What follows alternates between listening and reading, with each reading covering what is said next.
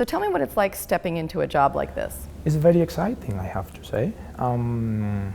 I came here in January and we have a wonderful time during that week.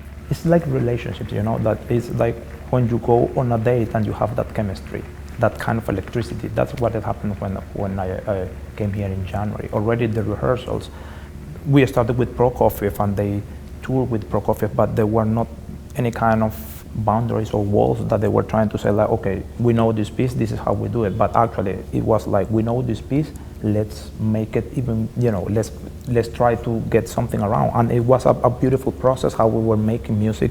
Everything was so alive. And then we did the concert and I think the audience also felt that. So it was very, very exciting. And what can a music director bring to a symphony in terms of kind of leading the direction for where a symphony goes or the kind of things that they do?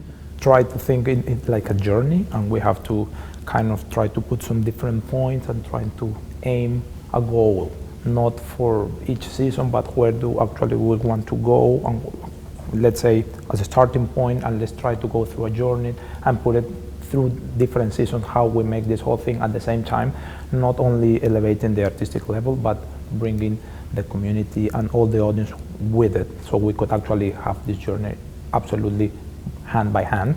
So we could see a little bit what, let's say, some kind of repertoire that has been not played in a little while, or they have never been played, or what to do. So we could bring all of this to the audience here in San Diego. And do you have any personal passions that you want to bring to this in terms of particular kinds of music or kinds of events you stage? Ooh, it depends.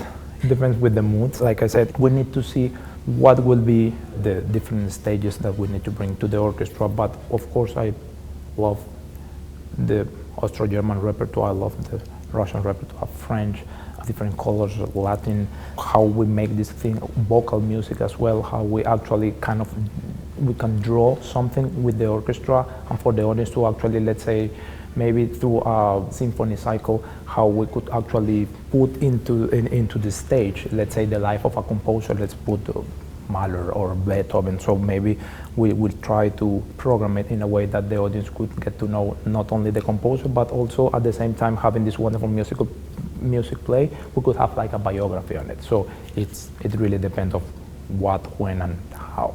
So what would you like people in San Diego to know about you? What kind of defines you? I'm very honest. When I do music, I just have an approach of completely honesty and a lot of passion. That was one of the things that the founder of El Sistema in Venezuela, Maestro José Antonio Abreu, taught us, that whenever you are going to do something, you have to do it with passion, and it's like the last breath that you could actually are going to have. So with a full commitment, and you just go for it. And I will just, whenever we're going to be making music, it's going to be that way. It's never going to be just trying to do something because it might sound good. No, it is going to be with commitment and passion and absolute honesty. For you in particular, what do you feel the importance of music is in people's lives? Once you are going to make music, you have, of course, the harmony as a background and you have a melody.